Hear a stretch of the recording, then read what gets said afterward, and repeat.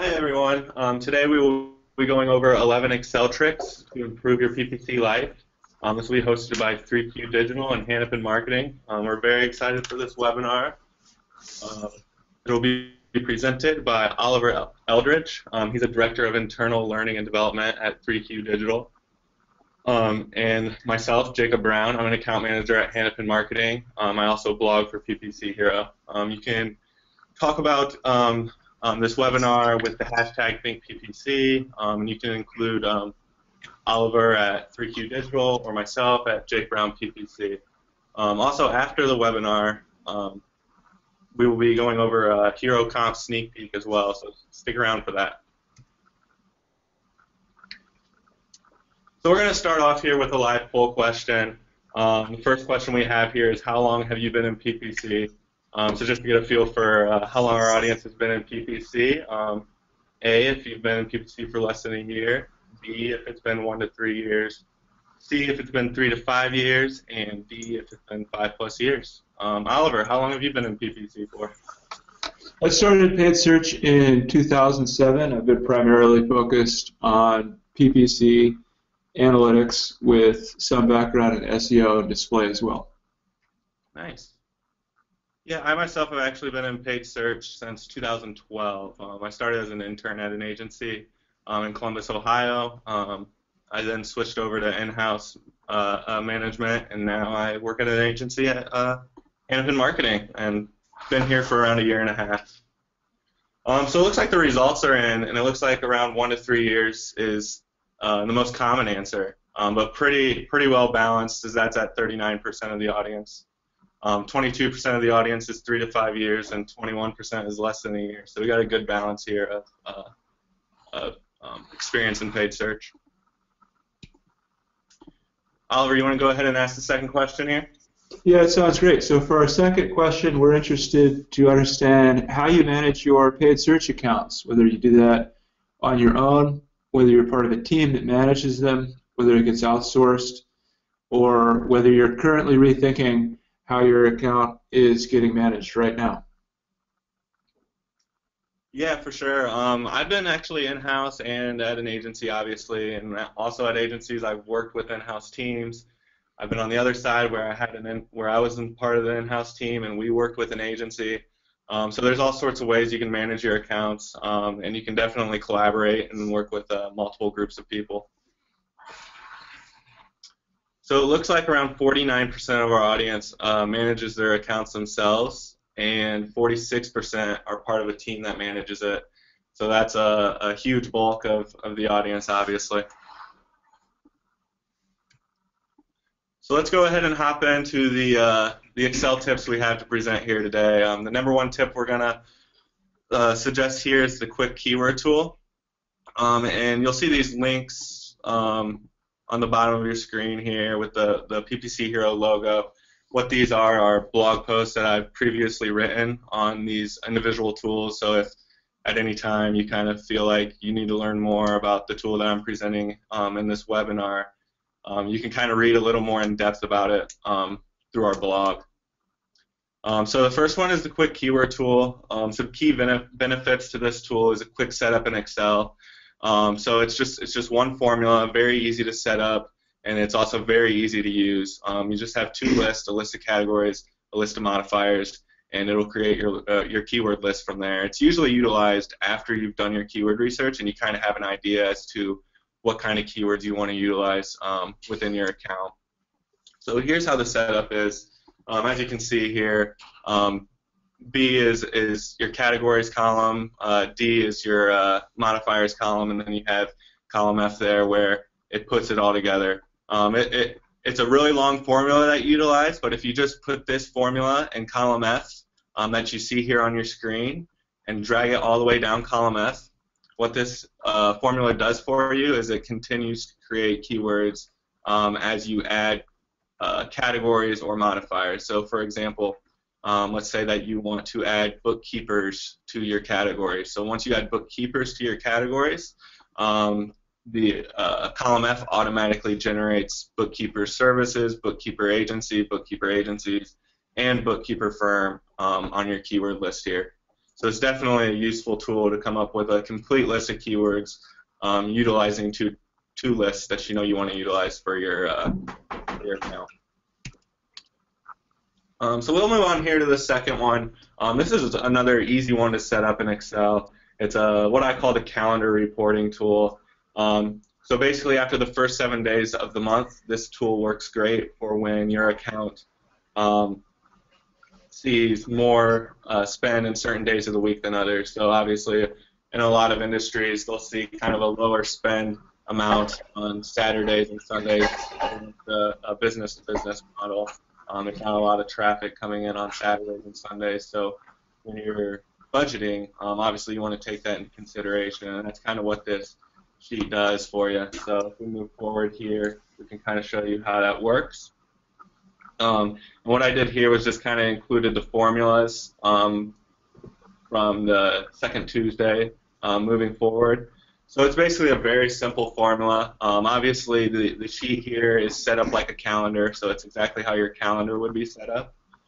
Each day or each morning, you kind of can just put in how much money you spent the previous day, and then you can budget accordingly here. So as you can see, Tuesday equals D6 on the second Tuesday. What that's showing is that it's just taking what we got the first Tuesday, projecting that over to the second Tuesday. And as you move forward, you'll see it's just taking the average of that day of week. So you can see the third Sunday is taking the average of what we saw in the first 2 Sundays. So it's really just basically budgeting by the day of the week, and then over here it gives you the total amount of budget that you should be budgeting for the month, so what you can show that you're projecting to spend for your entire month once you budgeted by the day of the week. And the third tool here that we're going to go over is the significance ad copy test. So this is a really cool tool. I know there's a lot of automation tools out there for ad copy testing, and those are great as well. But it's something that you can also do in Excel if you take a few minutes out of your day each week.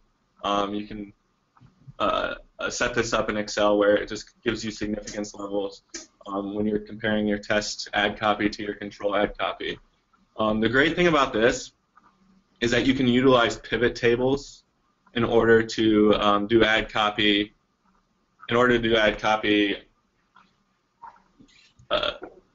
Across different ad groups and different campaigns.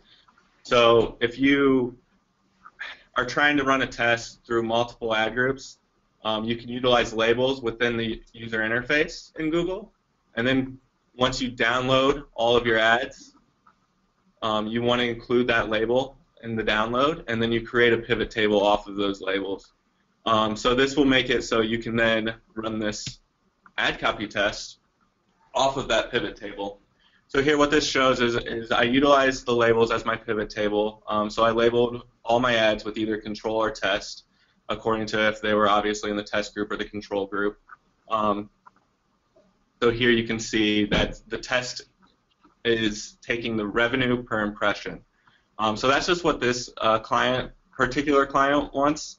Obviously, you might have different clients or different strategies in-house that you want to go by. So you can utilize a click per impression test. You can utilize a conversion per impression test. You can just do conversion rates, or you can do revenue per click. And then in this particular instance, what we want to see is revenue per impression. And the reasoning behind that is because you want to see if your click-through rates are high, so if the ad is getting the traffic to your page, and at the same time you want to see if that ad is generating revenue for you as well. So here you can see that what the formulas are in place. So you can see how you get your z-score there at the bottom, and you can see how you get your p-value there with that formula in place. After that, it's simple formulas within the winner and significance areas to show did the control win or did the test win, and then by how much significance did the control or test win. So that's just taking the p-value and turning it into a percentage, essentially. And now I'm going to pass it over to Oliver, and he's going to give a couple of great tips as well. Cool. Thanks, Jacob. So we're going to get started with a few intermediate tips. Our first example here is instructive in nature, and that has to do with situations where we're writing VLOOKUPs that are pulling information from the same table and putting that information in adjacent columns in a new table like we see in the example here. Now, the two formulas on this screen are probably familiar to a lot of us. We're basically writing the same formula twice, just making some small adjustments to the parameters within the formula so that it pulls the right value. On the next slide, we'll take a look at how you can make some small adjustments to absolute references and nested formulas in order to get one single formula that works across multiple columns. So on the next slide, you can see the way that we've got this formula set up is that the first parameter uses an absolute reference on the column indicator, and then the second parameter is set up just like we would normally have that set up. The third parameter is where we run into a little bit of trouble. We want the value of 2 in our first example and the value of 3 in the second. To accomplish that, we use a nested formula. Specifically, we use the columns formula. If you want to check this out on your own, try messing around with just the columns formula on its own, and you'll find that if you use an absolute reference for the first column and a relative reference for the second, that as you drag that formula from column to column, the number that it gives you will index itself by 1. So on slide 14, we see the final result of this process. One more slide down, and here you see the VLOOKUP with the absolute references set up correctly and the nested formula in the spot of the third parameter. This is a really great instructive example for anybody who's new to absolute relative references or anybody who's new to nested formulas. From a practical point of view, it can help simplify your worksheets a little bit, save a small amount of time, and also cut down on potential errors. But for the most part, this one's great for people who are learning Excel. On the next slide, we'll take a look at some proofreading tips. This is especially important for those of us who are newer at Excel and are probably inheriting worksheets from colleagues. A few things you can do when you get a worksheet from someone else to investigate what's going on is to use the formula auditing buttons that are found in Excel. One of the first buttons that you can use that's particularly helpful is the button Show Formulas. The shortcut for this is to hit Control-tilde, and what this will do is it will cause Excel to stop showing the values that the formulas resolve to, and instead show you the formulas directly within the spreadsheet.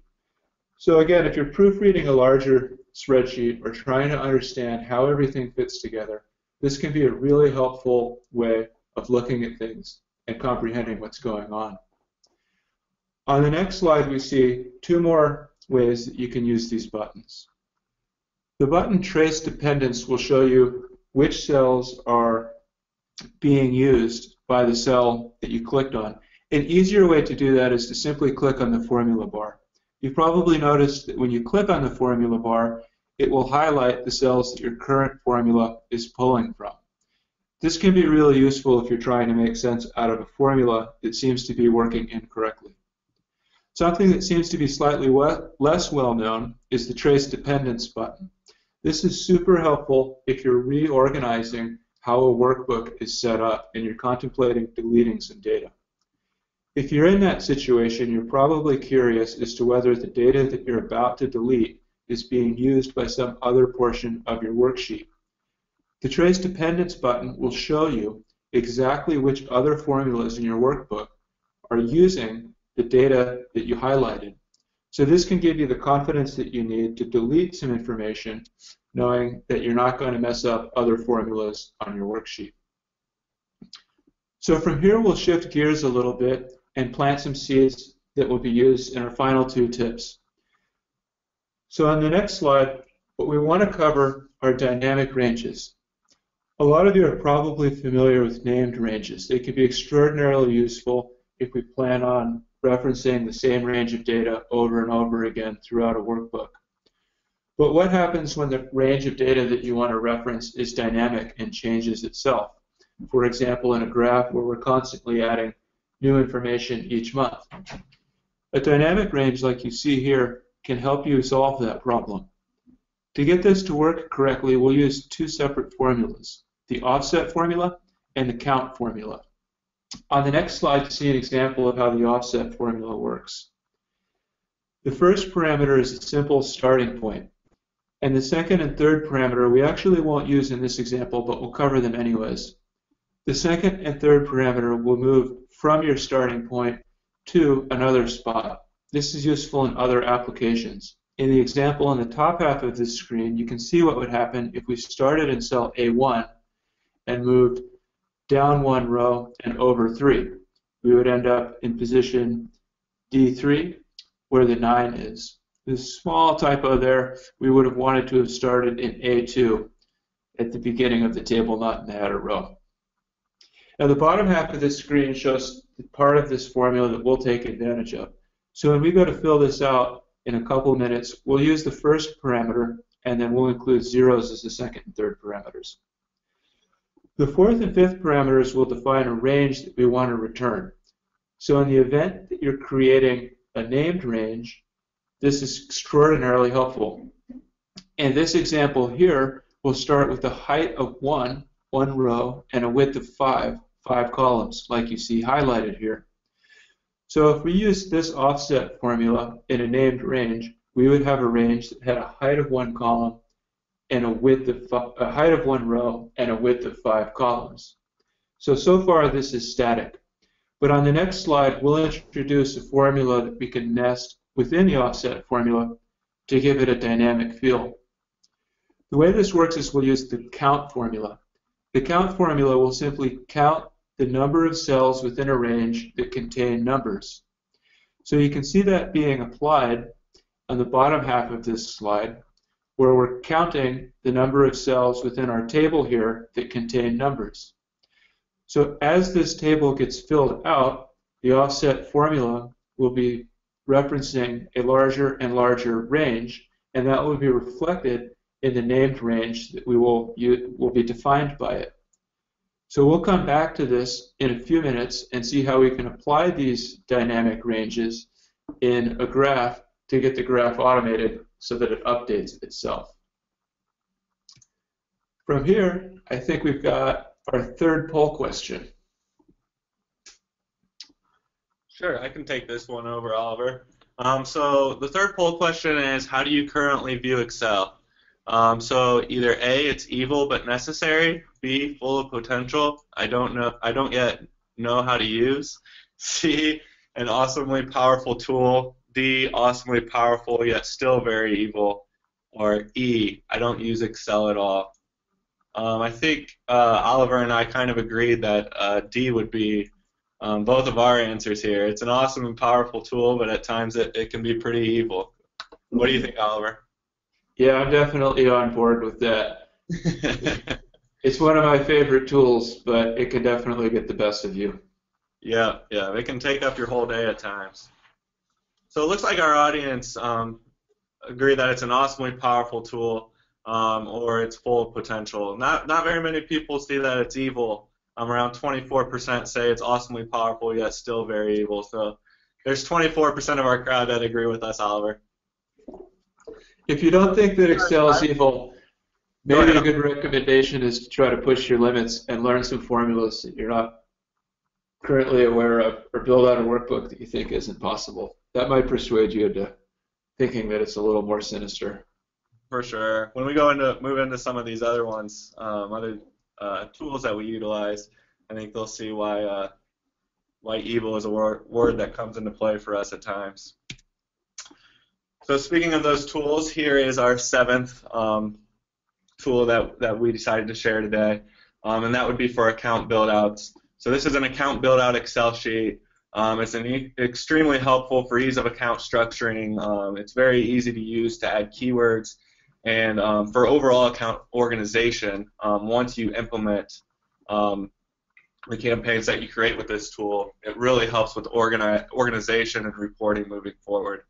And on the bottom here is a blog post as well as these sheets are a little more in depth, so you may want to go into these blog posts to kind of get more exact formulas and ideas, and definitely if you have any questions, there's comments area in our blogs, and I'm open to answering any questions you might have on these sheets. So here is the account build out sheet, the blank version of it. So what this is showing you is the way the sheet is set up. Everything is set up with a formula except for the highlighted areas. So the keyword, for example, will take the subcategory and then each modifier. So it'll take the subcategory and copy that all the way down, and then take each modifier that you utilized in cell D and create keyword lists for you within that ad group. The ad group is named after the subcategory and match type in this instance. Obviously, this is all interchangeable depending on how you build out your document. And the campaign in this instance is named after columns A and B. So this sheet is utilized to create one campaign. In this instance, 2 ad groups, so you can always add more, and multiple keywords with those ad groups. So here's an example of the sheet completely filled out and kind of shows you how it works. So in the campaign level here, you'll see that our campaign name is Bloomington_accounting. You can see that we utilize exact match and broad match, so that's why the subcategory is the same in both areas, because this sheet, in this instance, was utilized to separate out match type. Another cool part of this tool that was pretty easy to build out as well was having a common exact match type that you usually start out with within your campaign. So say, for this instance, we usually start out with $11 max CPC on our keywords, and then optimize from there according to performance. This will make sure that you're bidding higher on exact match versus broad match keywords. So the formula implemented here makes sure that if you're bidding $11 on exact match, broad match will be set to 10, and if you do utilize phrase match, that is set to 1050 according to these formulas. And again, these formulas are all interchangeable according to how you strategize your account. And then on the bottom here is how the second tab is set up. So the second tab on this tool is set up so that the campaign and ad group is named for you, and then you write your ad copy accordingly. You write your headline, your description 1, description 2.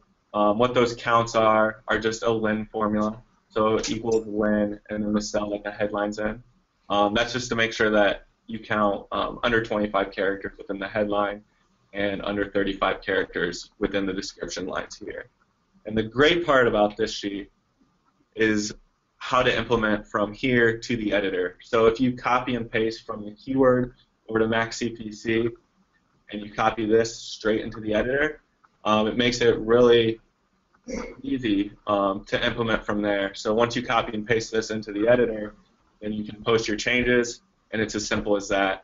And in the same way for the ad copy setup. So it makes it really easy for that. And then from reporting, if your entire account's set up this way at campaign level, it'll be really easy to dig into the account, see what's performing well.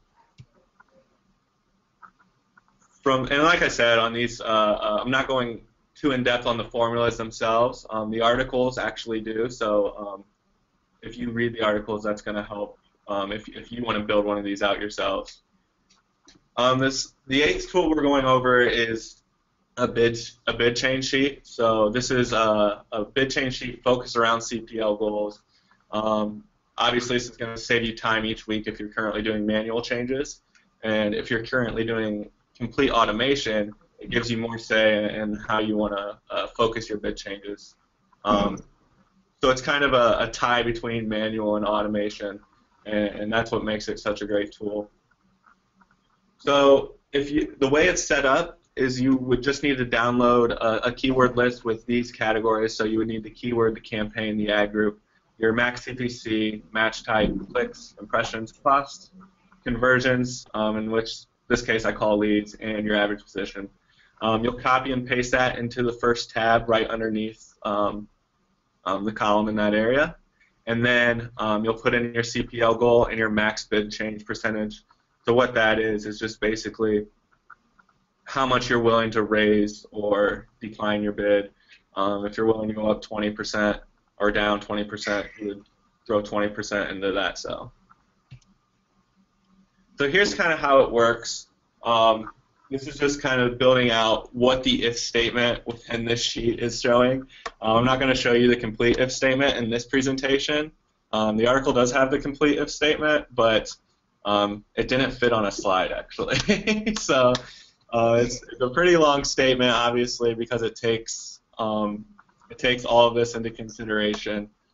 So as you can see here, if you put your CPL goal at $100 and your max bid percentage at 20%, it's gonna, and we'll go into the first column here. So say you have over 1 conversion and your average position is over 4, while your CPL is still under $50. It's going to raise that bid 20% in this instance, because obviously you have a lot of room for potential there with that keyword. The CPL is well below your goal, and your average position is at 4, so you obviously want to build that up. And that's kind of how this sheet works entirely through automation. And once you put the automation process in place, you can go through, check it manually before you implement the changes, which is really what makes this sheet so valuable. And then the third tab on this sheet is actually showing projections. So what these formulas do for you on the third tab is it'll show you what your statistics were in the previous date range. This is basically the date range that you utilized when you did the keyword download. So say when you downloaded your keywords, you did a previous 2 weeks worth of performance. The next with changes is showing you the next 2 weeks with the changes, what we're predicting your cost, leads, and CPL to be. And this is just to show, this is actually our tool number 9. This is to show that you can also utilize this in an ROS manner. And this is a blog post that I hopefully am coming out with soon.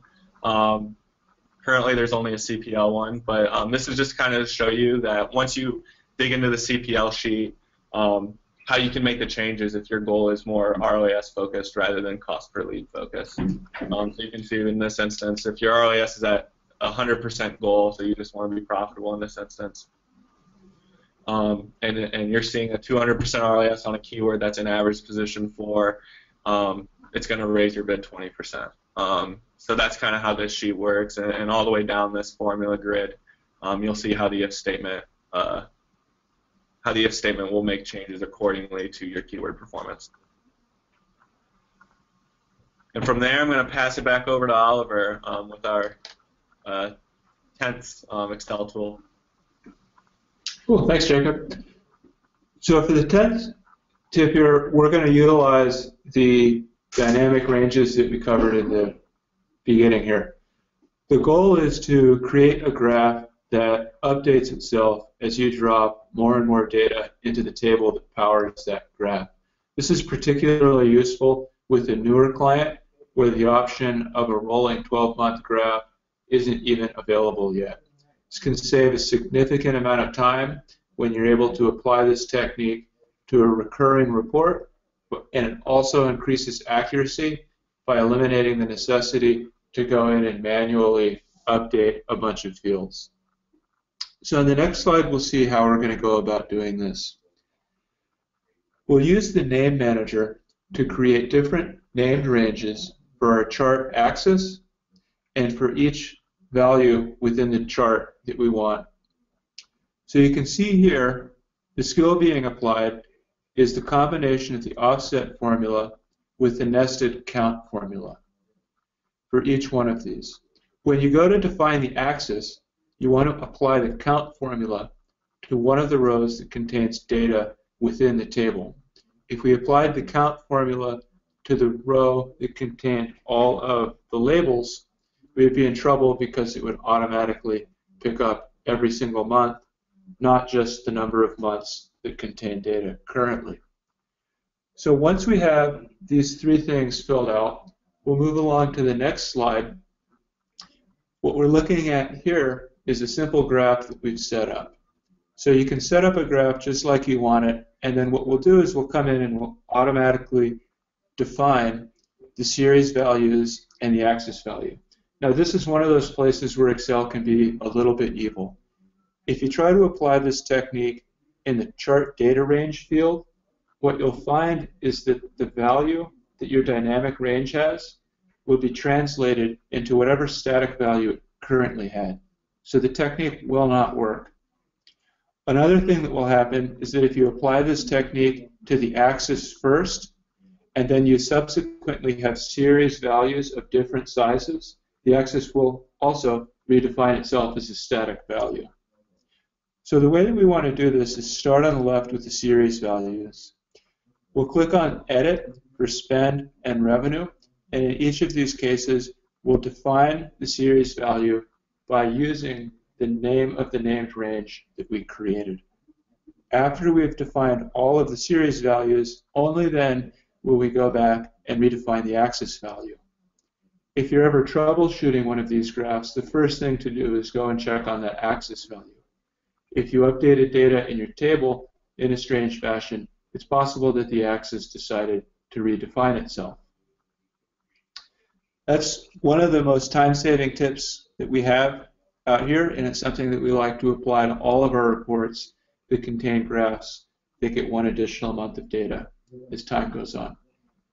And then to wrap things up on 11, on the next slide we've got another example of adding some features to graphs, and this is a scroll bar. There are more than one ways to do this, so if you have a pivot chart, it's possible that you've got something completely different called a timeline. But to add a basic scroll bar to a graph is something that's not too hard to do. It can be done without much work. To make this happen, we'll need the developer ribbon installed in Excel. This is a lot easier than it might sound. If you see developer on the top of your Excel, you're good to go. If you don't see this yet, simply click on File, find Customize Ribbon under Excel Options, and you can see here in the screenshot, it's as simple as checking this box, and then you're good to go. On the next slide, you'll see an example of what the developer ribbon contains, everything from macros to special buttons. If you click on the Insert button here, you'll quickly find a scroll bar option. After you click on that, your cursor will change, and you'll be able to drag and drop in your spreadsheet where you want a scroll bar to show up. After you've done that, the scroll bar has been created. You can then right-click on it to see the dialog box on the bottom half of this screen. There's two values that we'll need to use for this example to work. The first is a cell link. The cell link will be a cell within your worksheet that will contain a number that reflects the current position of the scroll bar. So as you move the scroll bar to the right, the number goes up. As you move it to the left, the number goes down. You'll also have to define the maximum value so that when the scroll bar is as far to the right as it can possibly go, that correlates with the full size of your data set. There's a little bit of calibration here.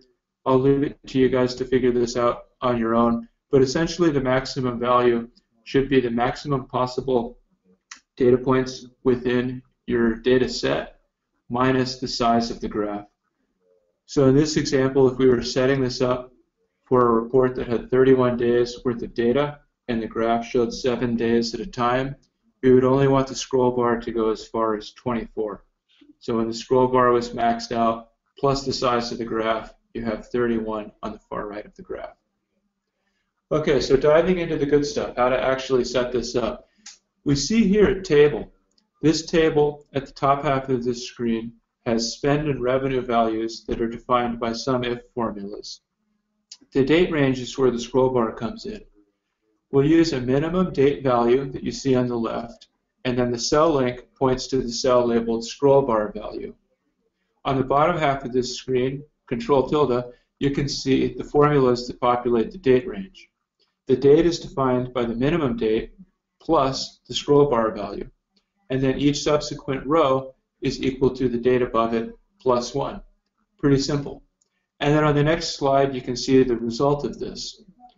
We have a chart that's controlled by the scroll bar at the very bottom, and all of that works off of this table with some very simple formulas. So this is an example that's really good, especially if you've got a team member or a client who isn't really comfortable in a spreadsheet environment and you want to give them something that has a slightly softer look and feel or is a little bit more interactive. It also plays really nice with drop-down menus that can be used eventually to control the individual metrics that you're including in your chart or graph. And that wraps up tip number 11. Awesome. So we saved some time here for some Q&A. So we do have quite a few questions that's come in. The first question here that we got was, how do we access the calendar reporting? So currently, there is not a current way to access the report itself. We're hoping to come up with a white paper shortly that has the calendar report in it that you could download. So if you keep a lookout for Excel white papers on PPC Hero, that's definitely a way you could get your hands on this tool. In the meantime, if you go back to, do they get this deck? Do they get this deck? So if you go back to that slide in your deck, you'll see that the formulas are on the deck in the first half of that slide. So you can kind of just implement those formulas yourself and utilize the tool that way. The next question was, what are your favorite resources for learning about Excel? So Oliver, I'll let you take over on that one. Definitely, I've always found inspiration just from colleagues, other reports, and trying to make things work when they seem impossible. There's a variety of excellent books out there. Keeping one on your desk is a great habit to have, and just not being afraid to get after it. Anytime that I find something I can't do, or I find something that looks overly complicated, it's a big red flag that if I can find a little extra time to invest in Excel, that skill will be added to my repertoire. For sure, yeah, I agree. Yeah, I think using your colleagues a lot to learn new tools in Excel is definitely a good route to take. I love when I can spend 2 to 3 hours of my day just trying to figure new things out in Excel. So just kind of playing around in Excel definitely helps as well. The third question we got My here. favorite author. Go ahead, Oliver. I was just going to throw in my favorite author is definitely John Walkenbach. He's got some great books out there that are written incredibly well. It makes the information very accessible. That's good to know. Yeah, I appreciate you bringing that up, because I'll have to look into that as well. So the third question we got here is, do you guys tie all your AdWords campaigns into Google Analytics and create goal/event tracking with custom dashboards? I'm just wondering what the difference is when you import goals for conversions and sync both UIs up. So I'm kind of tied around this question. So I'm trying to think through the question a little bit here before I answer. So we do bring in our analytics data into AdWords. When we tie the goals together, there is difference in conversion volume. So when we import our goals for conversions and sync the UIs up, if we have a client at Hannafin, if we have a client that utilizes the analytics goals over the AdWords goals, so that's what their investors are going to be looking at, that's what they look at. That's usually the lead volume or revenue number that we utilize when we make our changes. I hope I answered that question correctly. The fourth question here is, when generating keywords, how do you handle the BMM, so broad modified match type, when using Excel without changing all keywords to formulas? So how I would do that, and the sheet that I presented today, is I would actually bring it into the editor as is. So I would bring it into the editor before making the change to broadified modifier match type. So before adding that plus sign before each word, I would bring it into the editor, and then actually in the editor you can do a find and replace. So you would just find and replace spaces with the plus sign, and then also you can do append text. So you would append the text with a plus sign as well. And from there, each word within your query should have that plus sign in front of it. So I know in a lot of accounts, people don't even use broad match at all or phrase match. They use broad modified and exact match keywords. And so that's definitely a way around it. It's just bring it into the editor first and then make the changes within the editor. And it's really quick. The next question is, do you normally split campaigns by match types? I've had accounts that do split campaigns by match types. I've also had accounts that split it at ad group level, and then other accounts that don't split it out at all. To split it out at campaign level is definitely a good route to take, especially when you have smaller budgets, because when you're limited by budget, you want to make sure your exact match keywords are getting the performance they need, and your broad match keywords are not taking over your entire budget in that campaign. In the sheet that I showed you today, it's a pretty simple step in terms of moving the match type to the campaign level with a simple ampersand sign, and then adding that cell into the campaign level, and then taking it out of the ad group level. So that's definitely something that I've utilized this sheet still to build out at the campaign level. Oliver, how about you? Do you usually break out match type at campaign level on your accounts? Yeah, my preference is to break out match type at the campaign level. There's some instances where we don't do that. Some of our clients have many small budget campaigns for various reasons, and in that instance, the campaign management would become just impossible. But besides that, it's usually just a strategic advantage because it allows us to easily maximize spend on our most valuable terms and gives us greater control over query mapping so that we're delivering the best ads and user experience that we can based on the query that has been entered. For sure, that makes sense. I'm going to let you take this one over as well, Oliver. The next question we have is, what books do you recommend? So since you had the author recommendation, what books do you recommend? Yeah, the book that's on my desk is written by John Walkenbach, and it's the Excel 2013 Bible. The examples within that book are really clear. It comes with a CD that you can plug in and get actual worksheets to follow along with. The index is fairly thorough, so what I found is that anytime I get stuck, that book is my first go-to resource, and I've learned so many things from it. A lot of times you'll pick that book up because you have one question, and then you'll notice things on the pages that you're reading that bring to light additional skills that you realize that you didn't have. I've never read it cover to cover, but I think I'm getting pretty close just from referencing it so often.